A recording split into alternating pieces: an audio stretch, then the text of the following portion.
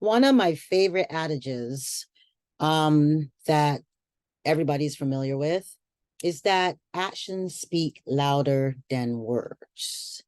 Actions speak louder than words. Everybody knows this because everybody has heard it at some point in time.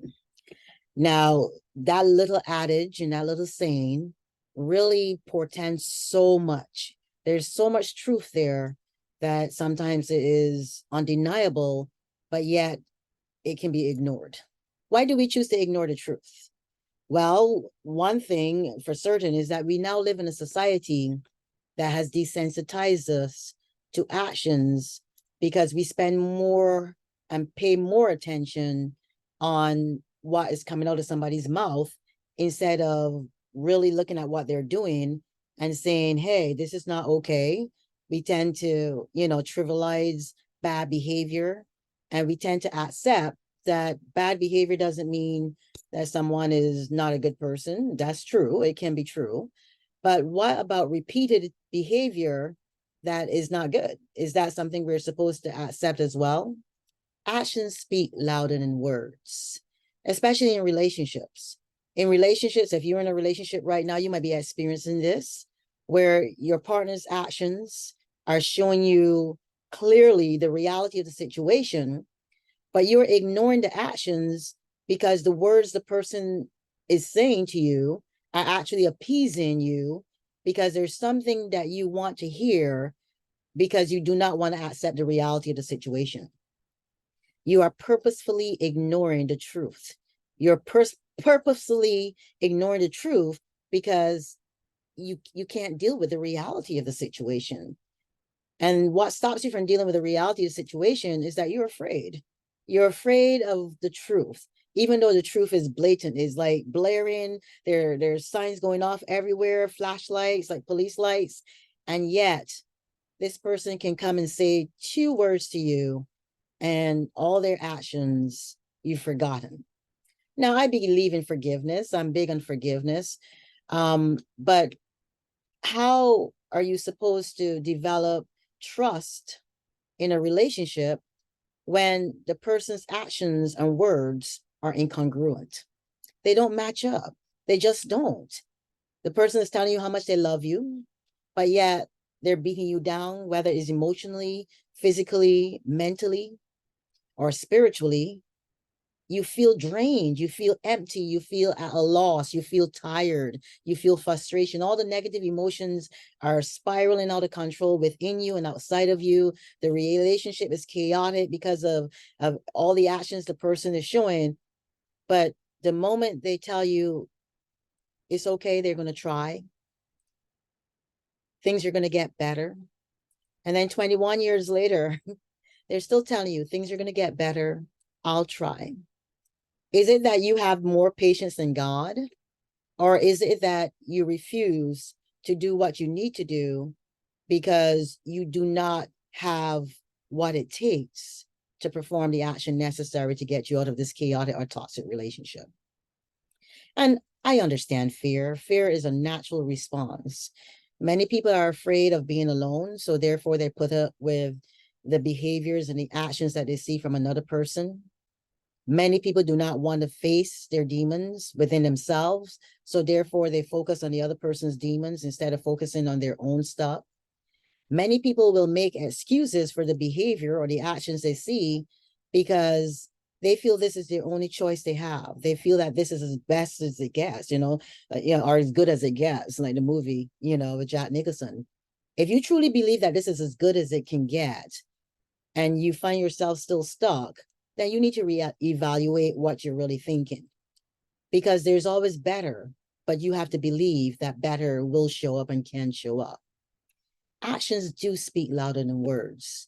But like I said, we're conditioned to not look at the actions anymore because everybody else does it.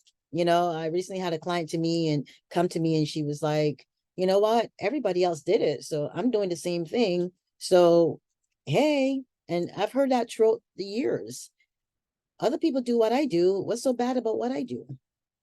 What's bad about what you do is that you are not taking accountability and responsibility for your actions. and the other person is not holding you accountable or responsible for your actions, and those actions are resulting in chaos and toxicity.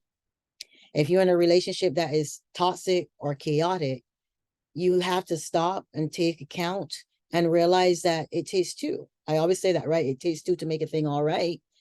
It's not just one person's actions, it's the other person not paying attention and not dealing with the inconsistency of the actions and what's coming out of that person's mouth.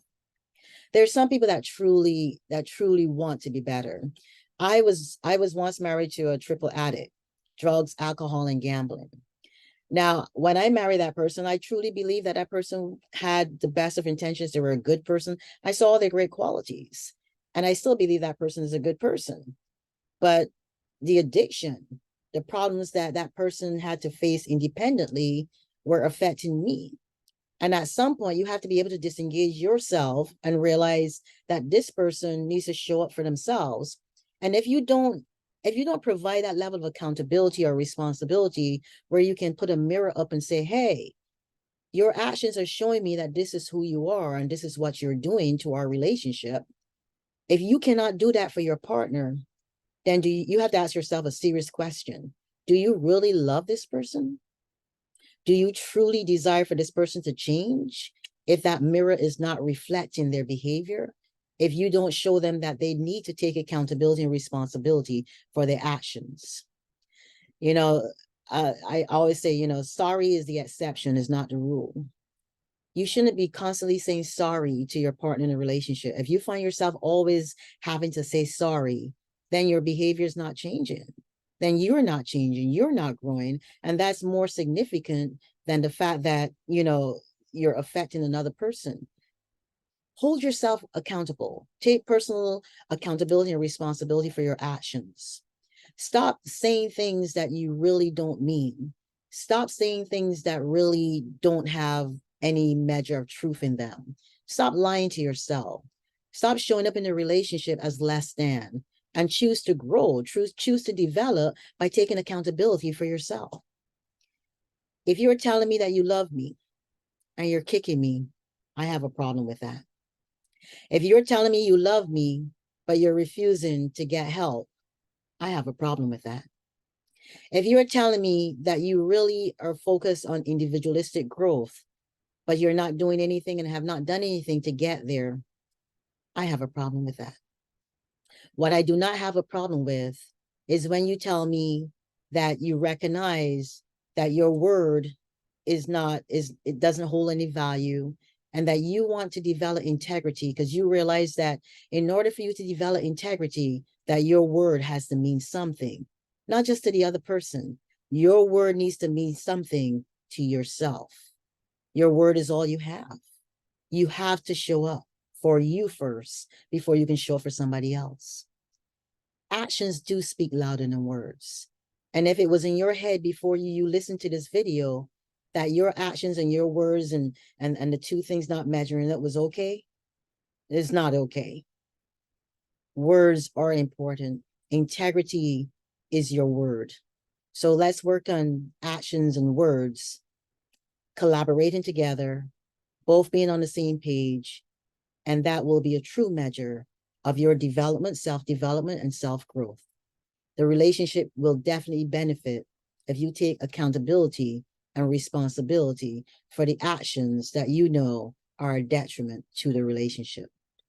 My name is Ingrid Felton, as always. I hope that these words would provide you with some gold nugget. I hope you find some comfort in the words and that they give you some starting point where you can at least reevaluate and do some self-introspection and look at yourself and decide, you know what, your word is all you have. Your word is your character.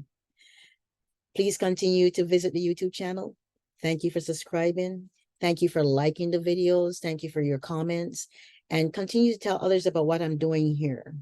It is important to me to show up for you and tell others how important the work that we're doing together is in helping us to grow, not just emotionally, not just physically, not just intellectually, but on a spiritual level. Have an amazing day. Bye.